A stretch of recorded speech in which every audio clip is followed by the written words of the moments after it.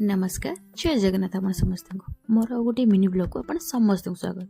आज आम बाहरी जाइलु धौली शांति स्तूप से पहुँचिकी पाखरे धवलेश्वर मंदिर जाइलु आठू दर्शन सारिकी सीधा आम डेस्टिनेशन माने धौली मो एक्चुअली मु जहाँ जानी ये धौली शांति स्तूप हूँ कलिंग साम्राज्यर।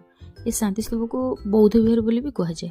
ये सम्राट अशोक बौद्ध धर्म को ग्रहण करते आउ ये शांति स्तूपटी भारत और जापान सरकार मिसिक करते से तो यह शांति और मैत्रीर प्रतीक कहते। मु कहूनी मो लोक मैंने कहते। छाड़ू ज्ञान बहुत होगला।